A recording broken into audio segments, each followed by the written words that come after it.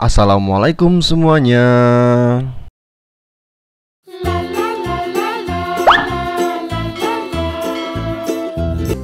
Langsung aja di langkah pertama, di sini aku ada 3 buah kentang. Ini ukurannya kurang lebih 2 buah ya teman-teman ya. Jadi ukuran itu kurang lebih sama ini dengan yang ukuran besar ini. Ini langsung aja kita kupas bersih.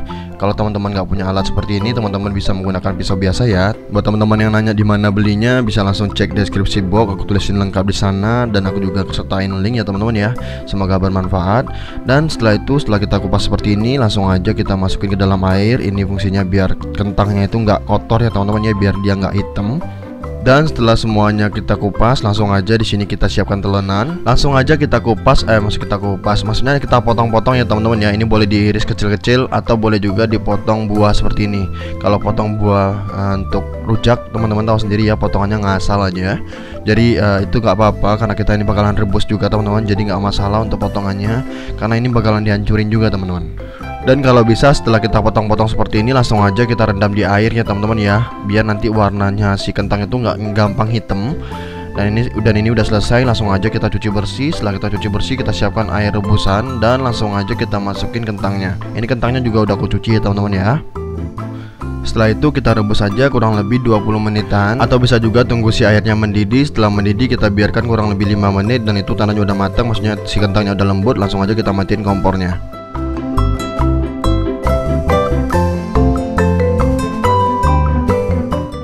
Tanpa berlama-lama dalam keadaan panas seperti ini langsung aja kita hancurkan. Di sini aku menggunakan whisker aja ya teman-teman ya. Kalau teman-teman punya alat penghancur kentang ini, bisa langsung aja gunakan alat penghancurnya.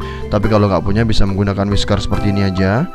Dan ini menurut aku nggak terlalu halus, nggak apa-apa ya teman-teman ya. Kita tambahin dulu bahan selanjutnya. Di sini aku ada tepung maizena. Untuk tepung maizenanya aku pakai 2 sendok makan munjung. Ini langsung aja aku masukin ya. Dan selanjutnya kita akan tambahin perasa. Untuk perasanya jangan pakai aneh-aneh ya teman-teman ya. Cukup kalau teman-teman sukanya pakai garam, boleh pakai garam. Tapi di sini aku cuman pakai Royco seperti ini dan aku masukin setengah bungkus. Langsung aja aku masukin dan setelah itu langsung aja kita aduk sampai dia tercampur rata. Untuk ngaduknya langsung aja bisa menggunakan tangan.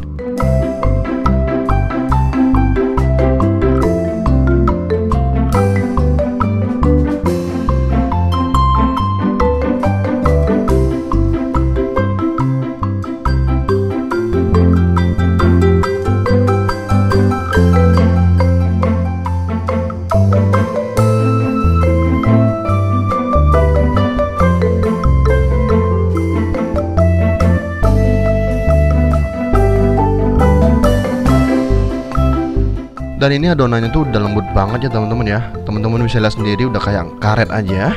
Langsung aja ini aku sisihkan dulu dan lanjut aku siapkan alas kerja seperti ini.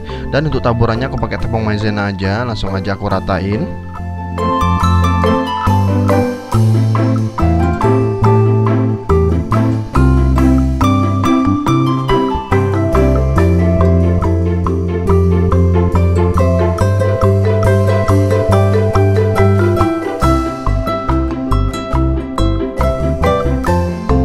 Setelah itu langsung aja kita siap bentuk. Untuk cara bentuknya teman-teman bisa langsung lihat sendiri ya.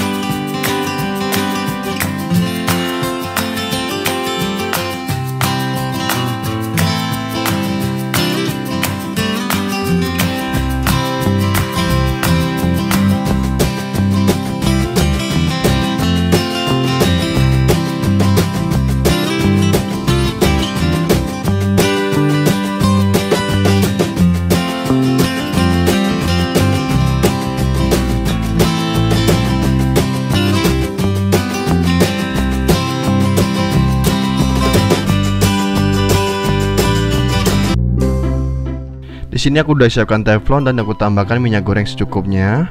Dan setelah dia panas, minyak gorengnya panas, langsung aja kita masukin kentang emojinya. Ini kentang smile atau kentang emoji atau emoticon, itu terserah teman-teman mau kasih namanya apa.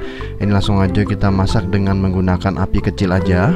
Setelah itu kita bolak-balik ya, jangan sampai lupa dibolak-balik biar matangnya merata. Setelah dia benar-benar matang dan benar-benar crispy seperti ini, atau gelembungnya juga udah hilang seperti ini, langsung aja kita angkat dan kita tiriskan.